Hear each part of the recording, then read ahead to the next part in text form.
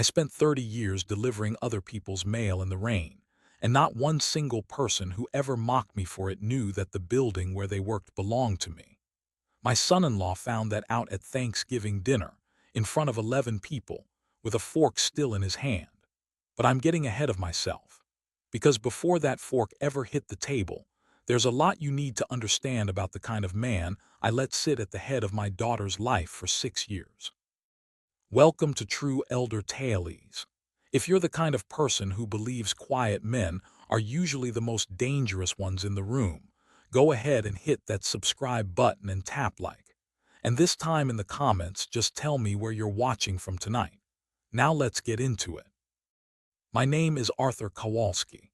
I'm 71 years old and I spent 30 years as a mail carrier out of a small post office in a town outside Pittsburgh, Pennsylvania. Same route for the last 18 of those years. People knew my truck before they knew my face half the time.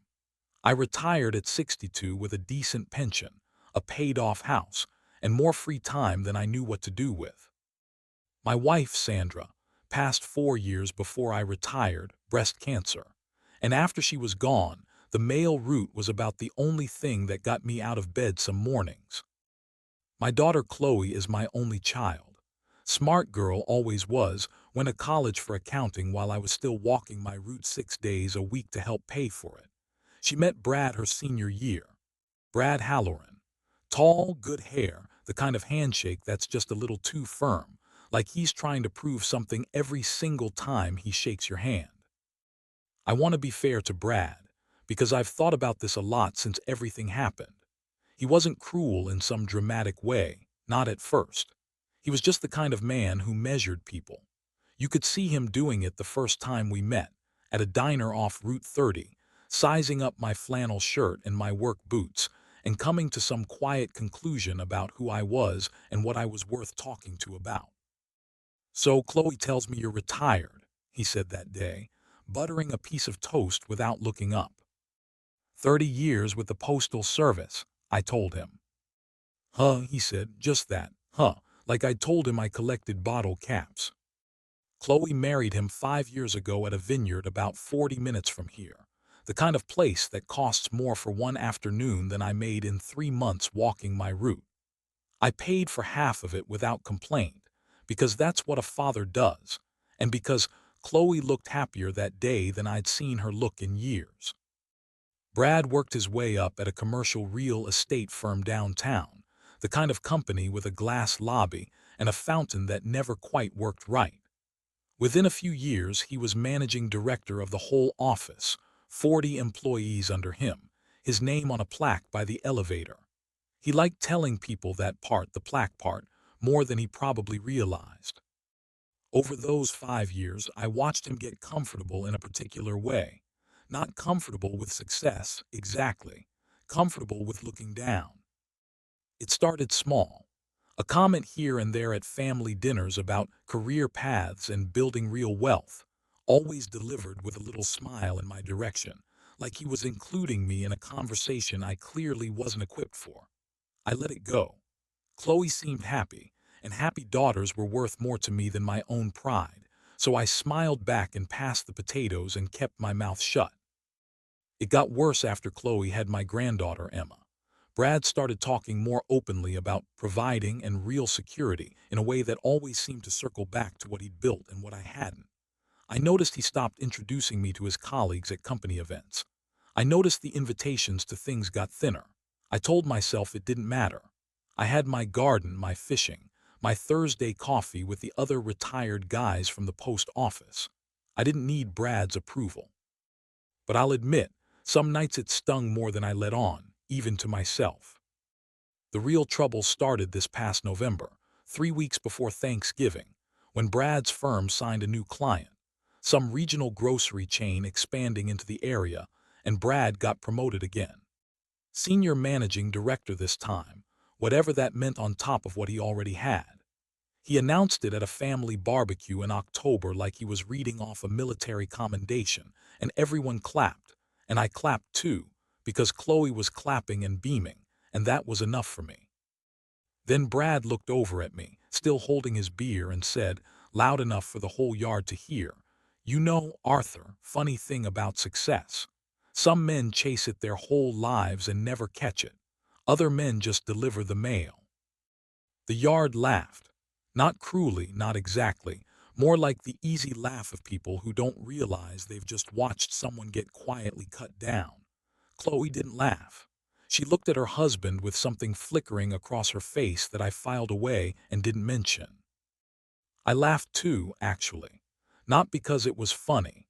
Because 30 years of walking a mail route in every kind of weather Pennsylvania has to offer teaches a man something valuable.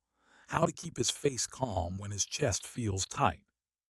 I want to tell you something about myself now. Something Brad never bothered to learn in 6 years of family dinners. Because he never once asked me a real question about my life before he decided who I was. When Sandra was diagnosed, back when Chloe was still in high school, I did something most people on a postal salary don't do.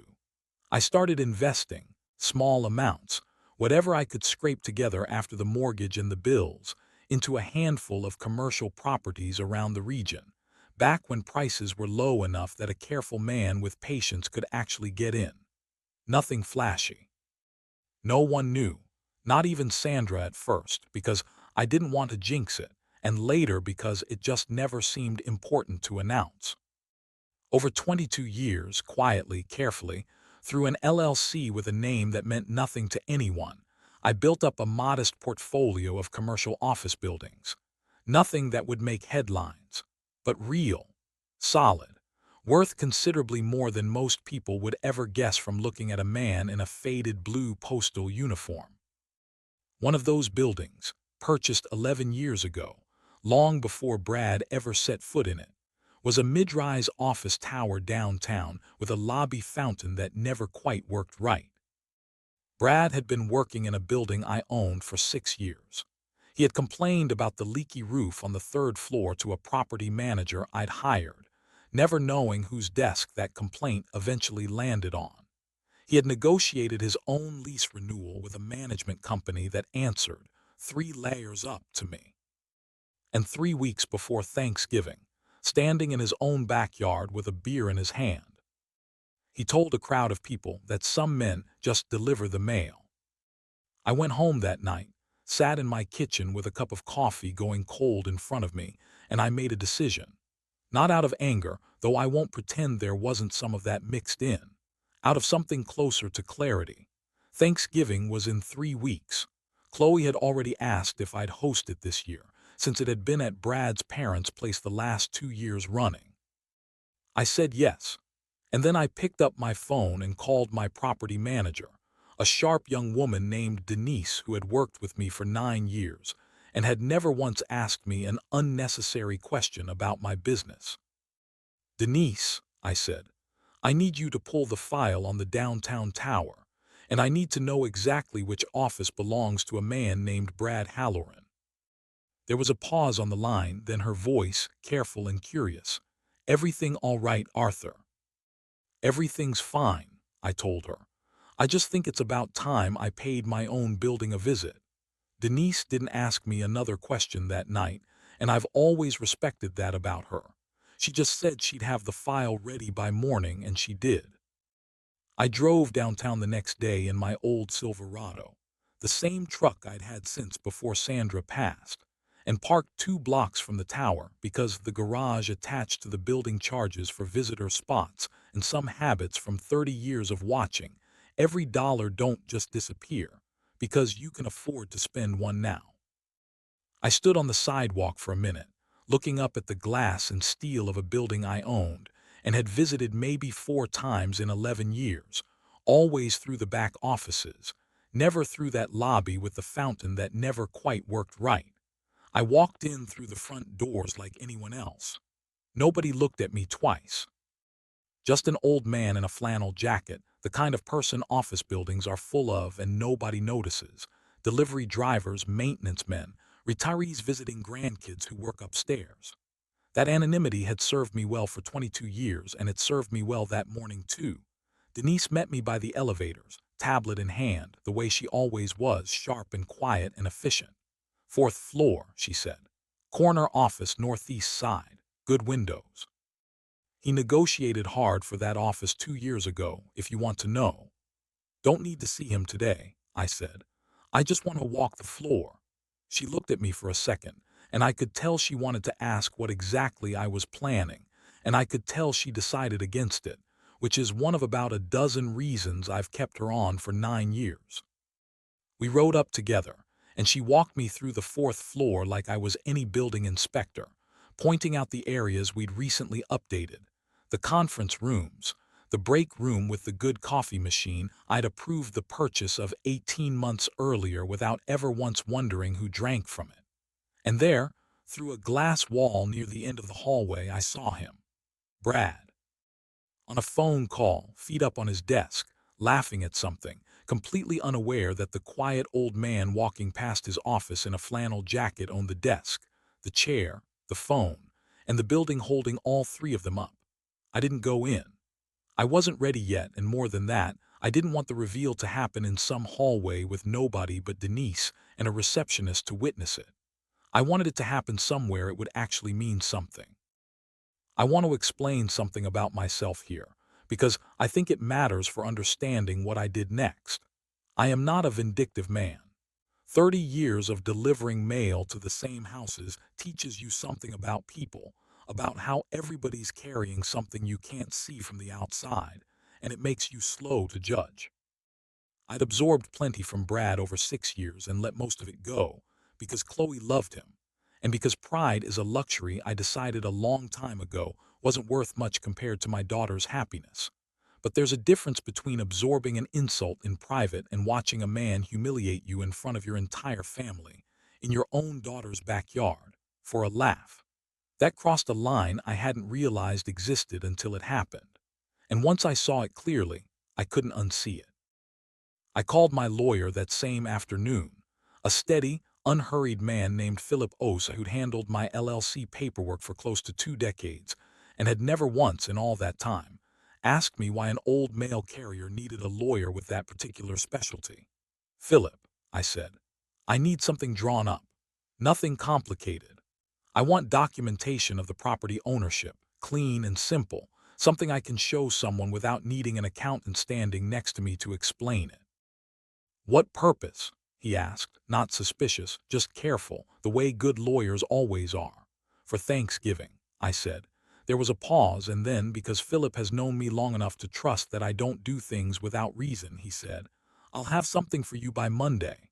The next 2.5 weeks passed slower than any 2.5 weeks I can remember since Sandra was sick.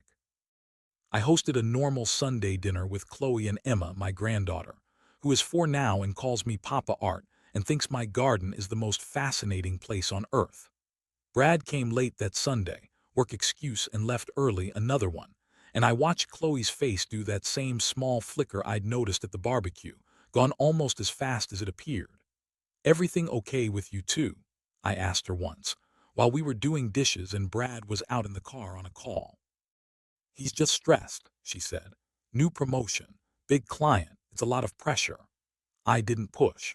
Fathers learn, eventually, that pushing a grown daughter toward a conclusion she isn't ready for usually just makes her dig in the other direction.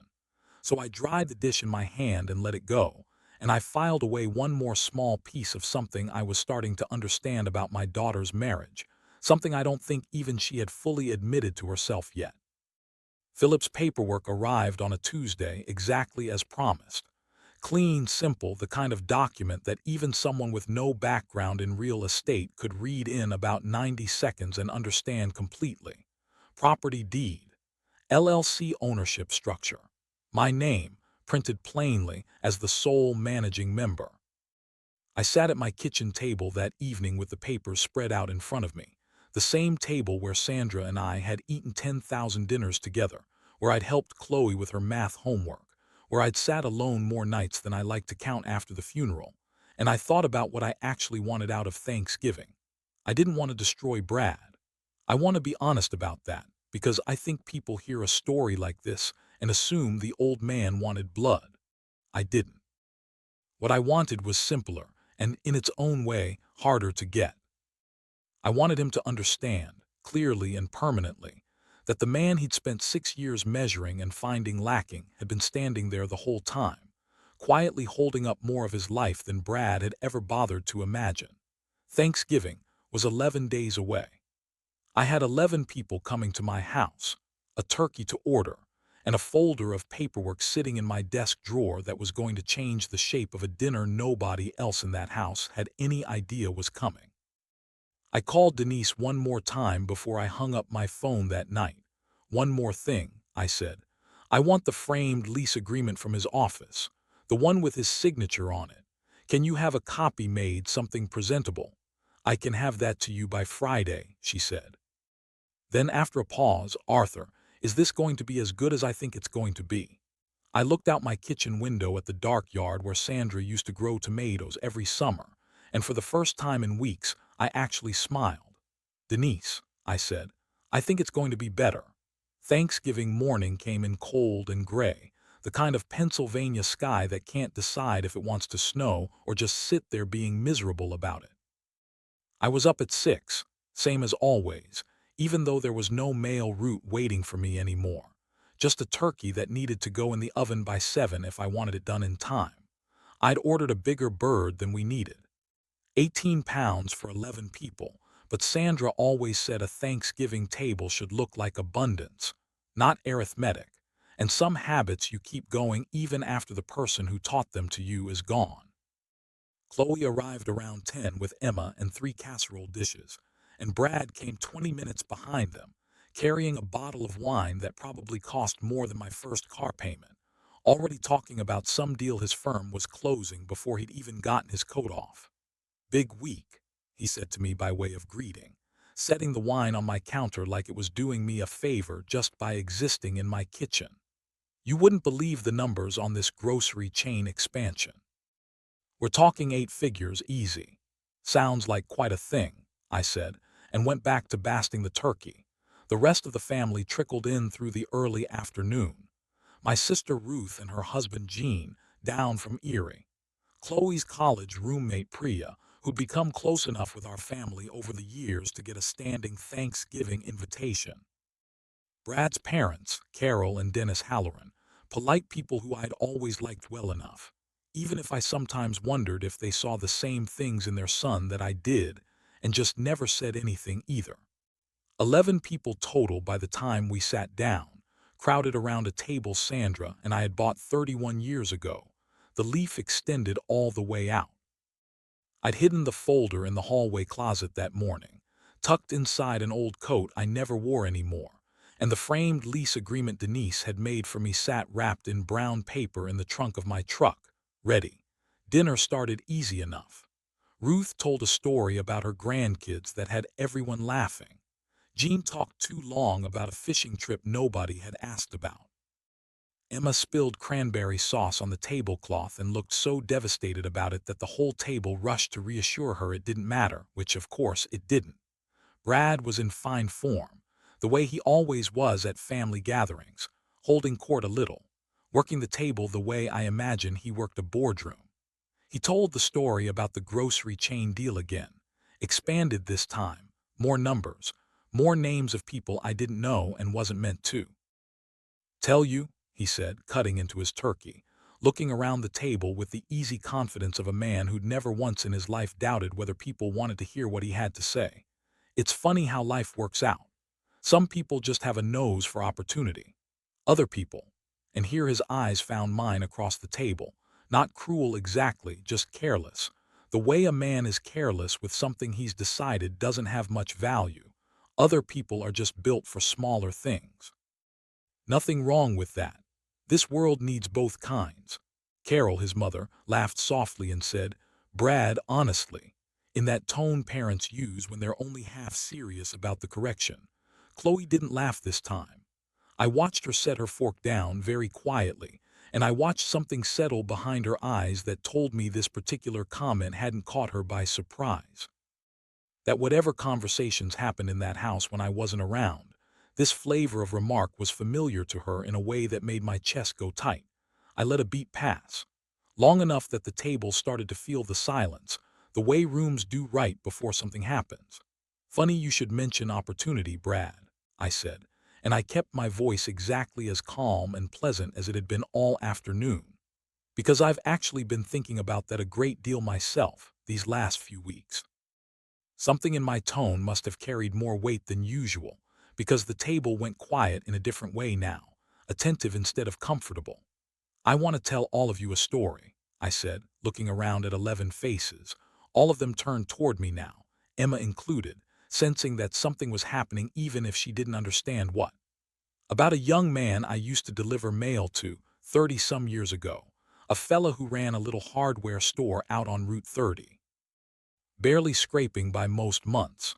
But he had this habit every single week of buying one small commercial property when he'd saved up enough, patient as anything, never talked about it, never bragged. Took him 22 years to build something real out of nothing." Brad set his wine glass down, a small frown starting somewhere behind his eyes, not understanding yet where this was going, but sensing, the way sharp men sometimes do a half-second too late, that the ground beneath the conversation had shifted. "That man's name," I said, "was Arthur Kowalski." Table was silent enough now that I could hear the oven fan still running in the kitchen behind me. "Owned commercial property in this region for over 2 decades, I said, quietly, through an LLC. Nothing dramatic, nothing anyone needed to know about because frankly it never seemed like anybody's business but mine. Chloe's mouth had come open slightly. Ruth and Jean exchanged a glance across the table. Carol and Dennis had both gone very still. 11 years ago, I continued, I purchased a downtown office tower, glass lobby, fountain out front that never quite works right. I paused, watching Brad's face very carefully now, watching the exact moment the pieces started assembling themselves behind his eyes. "You've worked in that building for 6 years, Brad." The color left his face slowly, the way water drains from a tub, not all at once but steadily, inevitably, until there was nothing left to hold it back. "That's not," he started, and then stopped, because he could hear how thin his own voice sounded. I reached under the table where I'd set my bag earlier that morning, unnoticed by anyone in the chaos of coats and casseroles, and I pulled out the folder Philip had prepared for me, and I set it on the table between the cranberry sauce and the stuffing, right in the middle of everything, where nobody could pretend not to see it. "Think you should take a look at this," I said quietly, "before you finish that sentence." Brad didn't reach for the folder right away. He just looked at it, sitting there between the cranberry sauce and the stuffing, like it might do something on its own if he waited long enough. "Go ahead," I said. "It's not going to bite you." His hands weren't quite steady when he finally opened it. I watched him read the first page, the deed, my name printed clean and plain as the sole managing member of the LLC. I watched his eyes move to the second page, the property address, a downtown tower he could probably navigate blindfolded after 6 years of walking its halls. And I watched him get to the third page, the one Denise had made especially for this moment, a framed photograph reduced down to paper, his own lease agreement, his own signature at the bottom, the management company listed above it that answered, 3 layers up, to a name he was only now understanding belonged to the quiet old man in the flannel jacket sitting across the table from him. "This isn't real," he said. His voice had lost every bit of the confidence it carried 20 minutes earlier. "Denise Prout can confirm every word of it," I said. "She's managed that building for 9 years. I can give you her number if you'd like to call her right now, during Thanksgiving dinner, and ask her whose desk your maintenance complaints have been landing on." Carol had one hand pressed against her chest. Dennis was staring at his son with an expression I couldn't quite read, something between confusion and the particular disappointment a father feels when he suspects, all at once, that he's failed to teach his boy something important. "Dad," Chloe said quietly. It was the first thing she'd said since the story started, and I turned to look at her, and what I saw in her face wasn't shock. It was something closer to relief, like a woman who'd been holding her breath for longer than she realized and had just been allowed to let it out. "Own that building this whole time," Brad said, and I watched him try to rebuild something to stand on, try to find the angle that would let him walk this conversation back to solid ground. "And you never said anything." 6 years and you just, what, let me embarrass myself in front of you. I never asked you to embarrass yourself, I said, and I kept my voice level because there wasn't a single part of this moment that needed me to raise it. I asked you to treat me with the same respect you'd show anybody else at this table. You chose not to. That's not something I did to you, Brad. That's something you did over and over for 6 years. And I let it go every single time because my daughter loved you, and I didn't want to make her choose between us. Table was silent enough that I could hear Emma's fork scraping quietly against her plate, the only person in the room still eating, 4 years old and blessedly unaware that anything unusual was happening. Some men chase opportunity their whole lives, I said, echoing his own words back to him gently without any triumph in it, because there wasn't any triumph left in me by that point, just a tired kind of clarity, and other men are built for smaller things. I believe that's what you said not 20 minutes ago. Brad didn't answer. There wasn't really an answer available to him. I'm not telling you this to hurt you, I said, and I meant it, and I think everyone at that table could hear that I meant it. I'm telling you because I'm tired of being measured by a man who never once asked me a real question about my life. I spent 30 years walking a male route so my daughter could go to college. I spent 22 years building something quiet and solid because I wanted to leave something behind for her and for Emma. None of that made me smaller than you, Brad. It just made me quiet about it. Ruth reached over and put her hand on my arm. Jean had gone very still in the way big men sometimes do when they don't know what to say. Priya was looking down at her plate, giving the family what privacy she could in a room too small to actually offer any. Like everyone to finish their dinner, I said, standing up and gathering the folder back together gently, without any anger in the motion. This isn't a conversation for the whole table, not really. Brad, if you'd like to talk further, my office is down the hall and I'll be there whenever you're ready. I walked to my study and left the door open, and I sat down at my desk and I waited. It took him almost 20 minutes to come find me.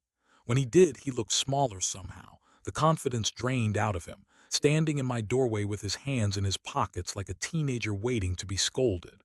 I didn't know, he said. I know you didn't, I said. That was rather the point of not telling you. He sat down across from me, in the chair Sandra used to sit in when she'd bring me coffee while I did the household bills, and for a long moment neither of us said anything. Why now? He finally asked. Why not just, I don't know, let it keep going the way it was going? I thought about that question for a while before I answered it because it deserved a real answer. Because I watched my daughter's face at that barbecue in October, I said. And I watched it again today. And I don't think you've noticed what I've noticed, Brad, which is that Chloe has started flinching before you even finish your sentences. I don't know exactly what that means yet, and it's not entirely my business. But I know what it looks like when somebody starts shrinking themselves to make room for somebody else's ego, because I watched my own wife do a version of that early in our marriage, before I figured out how to be a better husband than my own father was. I'd like you to have the chance to figure that out too, before it costs you something you can't get back. Brad didn't say much after that. I don't think he had much left to say. But he sat with me for a while, quiet, and when we finally walked back out to the dining room, he pulled out Chloe's chair for her the way he used to do in the early years of their marriage, and he didn't say another word about opportunity or smaller things for the rest of the night. I won't tell you everything got fixed that Thanksgiving. It didn't.